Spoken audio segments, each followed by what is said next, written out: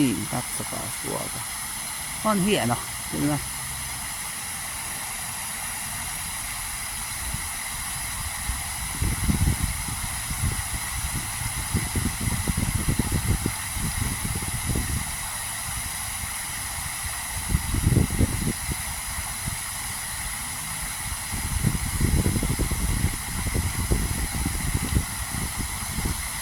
Kyllä on komea Suihkulahti.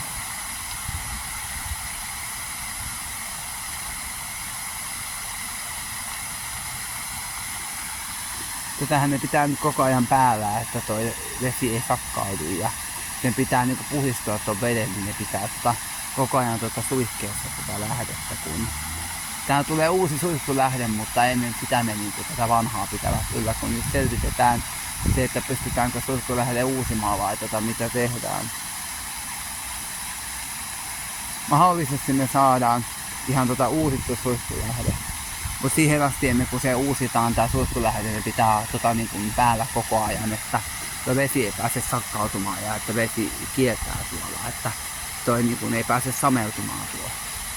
Sitten uusi suihkulähde jossain vaiheessa tulee, mutta siihen asti he pitää tätä niin kuin toiminnassa 24 tuntia. Tää niin kuin pyörii tää suihkulähde täydellä teholla 24 tuntia vuorokaudessa, että tuo vesi ei pääse sameutumaan, mutta kuunnellaan.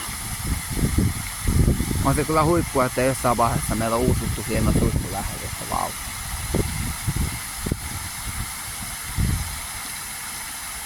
Se on mihin kaupungilla on varaa, kun ollaan miinuksella, niin vähän pitää silleen suhteuttaa, että mihin kaupungin varat riittää. Että mihin se rahaa sitten riittää.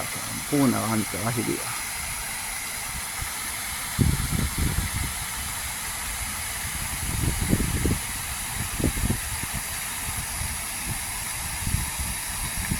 Nyt syksyllä pitäisi vissiin alkaa ne valonäytökset, siinä mä jotain kuulin, että niitä taas käynnistellään pitkien taukojen jälkeen. Tässä oli vuoden tauko, että tässä ei ollut mitään, niin nyt käynnistyy taas ne valonäytökset, että valot loistaa suihkulähteestä ja tuolta kaiuttimista tulee sitten musiikkia. Se on ihanaa, että ne taas käynnistyy pitkän jälkeen, kun tässä oli pitkä paussi, ettei tuo suihkulähde ollut edes toiminnassa ja sitten oli pitkä paussi, ettei ollut sitä niinku valojuttua eikä musiikkia. Nyt ne taas niitäkin vissiin meinaa aloitella.